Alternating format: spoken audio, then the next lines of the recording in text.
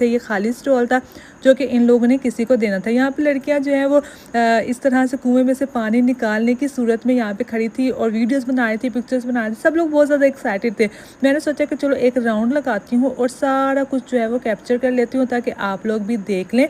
और यहाँ पे ऐसी ऐसी चीज़ें थी जो कि स्पेशली कल्चर को प्रमोट करती हैं, जैसे मिट्टी के छोटे छोटे बर्तन बना के, जैसे हम लोग बचपन में बनाया करते थे, मिट्टी के छोटे छोटे खिलौने, बहुत खूबसूरत से रंग बिरंगे फूल और हाथों से बनाए हुए हैंड बैग्स और इस तरह की सारी चीज़ें यहाँ पे अवेलेबल थी। और पुराने घर की शक्ल में इस तरह चीज़ें बनाई हुई थी, जैसे पहले वक्तों में पुराने ज़मानों में हुआ करती थी ना, एम्ब्रॉयडरी करके, पेंटिंग करके। तो सब लोग जो है वो पिक्चर्स वगैरह बनाने में मसरूफ़ थे। खैर इस तरह के जो इवेंट्स होते हैं वहाँ पर ज़्यादातर लोग वीडियो और पिक्चर्स बनाने के लिए ही आते हैं और इस तरह की मेमोरीज वगैरह कलेक्ट करके चले जाते हैं। अब जिधर भी नज़र दोहराएंगे हर बंदा जो है मोबाइल उठा के पिक्चर्स बना रहा है, वीडियोस बना रहा है, इंक्लूडिंग मी। खैर मैं तो वीडियो बनाए थे यूट्यूब के लिए, लेकिन मैं देख रही थी यहाँ पे और कोई माइंड भी नहीं करता है। इस तरह से होता है ना, कुछ लोग कहते हैं कि भाई वीडियो बना रहे हैं थोड़ा साइड पे हो जाएं, मुंह छुपा लें, मास्क लगा लें कि हम लोग किसी के मोबाइल में कैमरे में ना आ जाएं।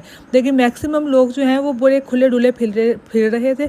किसी को कोई मसला नहीं हो रहा था कि भाई हम लोग जो है वो किसी के कैमरे में या वीडियो में आ रही है। देखिए किस तरह की मिट्टी की मूर्तियाँ यहाँ पे पड़ी हुई थी और इनकी प्राइसेस काफ़ी ज़्यादा थी। और यहाँ पे जो है ना डिफरेंट सिटीज़ को रिप्रेजेंट किया जा रहा था। जिस तरह से किसी भी सिटी की कोई चीज़ मशहूर है, जैसे रावलपिंडी में ये प्लास्टिक की गुड्डे बनाए जाते हैं, तो अगर मुल्तान का सोन हलवा मशहूर है, या फिर कराची के ये वो जो जूते होते हैं, कोल्हापुरी जूते, खुस्से वगैरह, इस तरह हर सिटी की जो भी स्पेशल सौगात होती है, चीज़ें होती हैं, उनके छोटे छोटे स्टॉल्स लगे होते हैं। वहाँ पर मीडिया वाले आके इंटरव्यूज़ वगैरह कर रहे थे। और ये था जी मेन स्टेज जहाँ पे लाइव परफॉर्मेंसेस होने वाली थी और यहाँ पे साउंड चेक वगैरह चल रहा था। तब तक हम लोग इधर उधर की चीज़ें एक्सप्लोर कर रहे थे। बड़ा खूबसूरत सा पंजाब के इस तरह के स्टिकर्स और कार्ड्स बना के रखे हुए थे जो कि काफ़ी ज़्यादा जो है वो दिलकश और खूबसूरत नज़र आ रहे थे।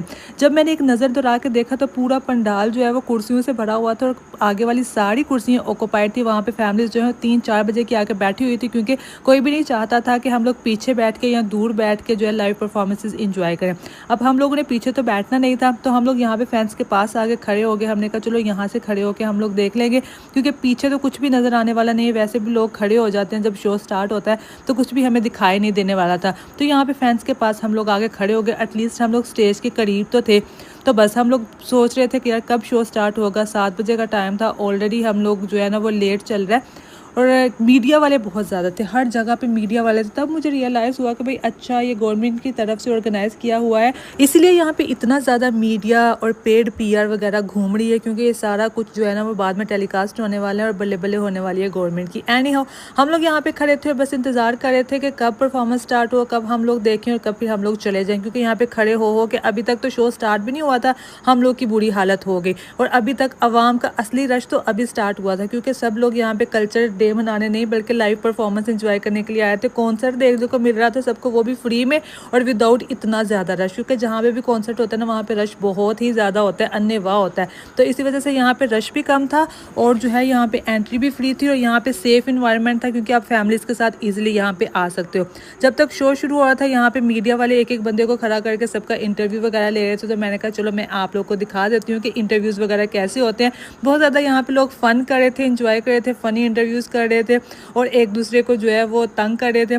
सब लोग यहाँ पे मैक्सिमम लोग जो है ना वो व्लॉगर ही हैं। भाई मुझे नहीं था पता कि पाकिस्तान में इतने ज़्यादा व्लॉगर्स हैं। हर बंदा ही व्लॉगर है भाई, हर बंदे ने मोबाइल उठाया हुआ है, हर बंदा व्लॉगिंग कर रहा है। चाहे व्यूज़ आते हैं नहीं आते हैं, बट हर बंदे की कोशिश है कि भाई हमारा व्लॉग जो है ना वो वायरल हो जाए। जैसे मैं कोशिश कर रही हूँ कि मैं आप लोगों को सकाफत दिखाऊँ, कल्चर दिखाऊँ, और हाँ मैं भी चाहती हूँ कि मेरा जो है ना व्लॉग वायरल हो जाए, क्योंकि मैं इतनी मेहनत कर रही हूँ। So I want people to know कि भाई ये है हमारी कंट्री और ये है हमारा कल्चर और ये है यहाँ के लोग हैं। एक ये हमारे रिपोर्टर भाई थे जिनको एक बरतानवी इंग्लिश खातून मिल गई, जिसके साथ पुट्ठे पंगे ले रहे थे, इतने पंजाबी में मज़े मज़े की बातें कर रहे थे, उनका इंटरव्यू कर रहे थे, उनको तंग करने की कोशिश कर रहे थे। लेकिन ये इतनी अच्छी थी, वो भी फ़न कर रही थी, मजाक कर रही थी और पाकिस्तान के बारे में बता रही थी कि मैंने क्या क्या यहाँ पे खाया, मुझे क्या क्या यहाँ का पसंद आया। और ये जो रिपोर्टर भाई थे ये पंजाबी में उससे पूछ रहे थे फलां चीज़ तुमने खाई है, फलां चीज़ देखी है। She was literally laughing and making fun और बहुत ज़्यादा इंजॉय कर रहे थे। सभी लोग आसपास खड़े, मैं भी यहाँ पे काफ़ी देर खड़ी खड़ी रही और देखती रही और इन्जॉय करती रही इन सब की बातें। खैर यहाँ पे काफ़ी ज़्यादा लोग आके इनकी वीडियो बना रहे थे। हम लोग वेट कर रहे थे कि भाई जिस काम के लिए आए वो काम कब होना है, यानी कि कॉन्सर्ट कब स्टार्ट होना है, उस तरफ भी थोड़ा सा ध्यान मार ले कि ये प्रोग्राम शुरू भी होना है या नहीं, क्योंकि आवाम अन्य वाह भरती जा रही थी और अभी तक प्रोग्राम शुरू नहीं हो रहा था। बहुत देर से साउंड चेक सिस्टम चल रहा था। अभी मैं जाने वाली थी स्टेज की तरफ, मैंने कहा ज़रा ध्यान श्यान मारूँ कि कहाँ तक काम पहुँचा है। फिर मैं वहाँ पे गई तो काफ़ी ज़्यादा यहाँ पे सिक्योरिटी थी और बैठने की जो जगह थी ना वो बहुत पीछे थी, तो इस वजह से हम लोग फैंस के पास खड़े हो गए। अभी मेरे ख्याल से प्रोग्राम शुरू होने ही वाला था, कुछ स्पेशल गेस्ट आने वाले थे जिनका इंतज़ार हो रहा था। मुझे नहीं था पता कि भाई स्पेशल गेस्ट कौन है। मैंने कहा चलो यहाँ का तब तक एम्बियंस वगैरह आपको दिखाती हूँ। बड़े मज़े का पंजाबी और देसी कल्चरल जो है ना वो सिस्टम यहाँ पे बनाया हुआ था।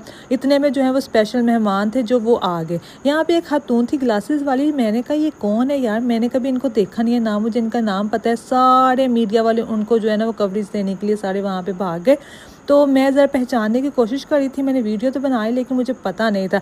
अब आप देखें एकदम फेंस के उस पार से एकदम हम जो है वो जो स्पेशल गेस्ट आए थे उनके पास आके बैठ गए कैसे, ये स्टोरी मैं अभी आपको बताती हूँ। असल में हम लोग पीछे नहीं बैठना चाह रहे थे तो हम लोग फेंस के पास खड़े हो गए। जैसे ही ये खातून आई हैं, इनका नाम भी मुझे नहीं पता था, मुझे ये भी नहीं पता था ये कौन सी पार्टी से ताल्लुक़ रखती हैं।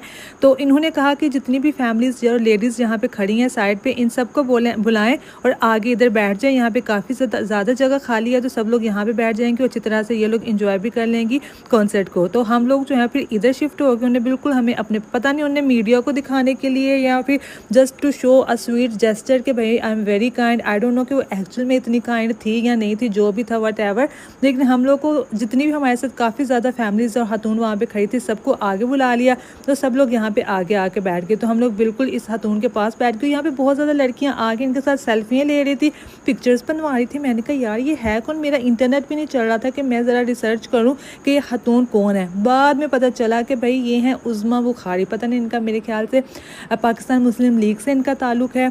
और ऑफ कोर्स अगर ये प्रोग्राम मुस्लिम लीग या गवर्नमेंट की तरफ से ऑर्गेनाइज़ किया गया है तो फिर ये उन्हीं को रिप्रेजेंट कर रही होंगी, उन्हीं की पार्टी की मेंबर होगी। फिर मुझे घर आके जब मैंने रिसर्च किया तो फिर मुझे पता चला कि ये खातून कौन है। लेकिन इन्होंने बहुत ज़्यादा जनरोसिटी दिखाई, बहुत ज़्यादा जो है ना वो क्या कहते हैं ताउन किया, और हम सबको जितनी भी लेडीज़ उधर खड़ी थी उन सबको उन्होंने बुला के आगे बिठाया और हम लोग ने यहाँ पे बैठ के बहुत ज़्यादा जो है ना अच्छे से कॉन्सर्ट एंजॉय किया। और यहाँ पे जो है वो कौमी तराना पड़ा चढ़ा, चले मैं आपको दिखाती हूँ।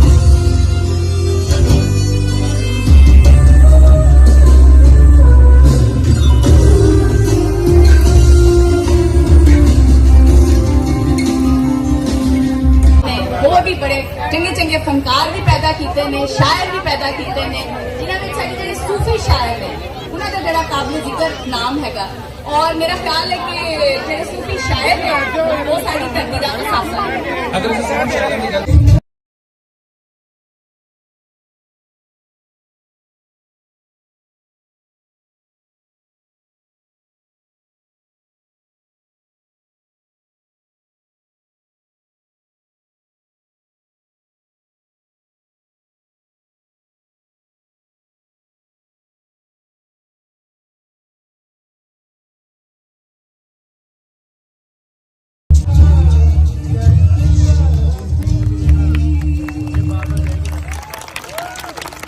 बहुत सारा शुक्रिया तेरे इश्क में छाया कर ठीक है।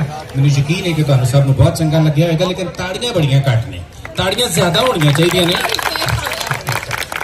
इस वास्ते कि फनकारां दी मेहनत जिहड़ी है वो इसी तरह पूरी हो सकती है कि जे असीं उन्हां नूं शाबाश देईए और इन्हां दी ऑक्सीजन ना रोकीए।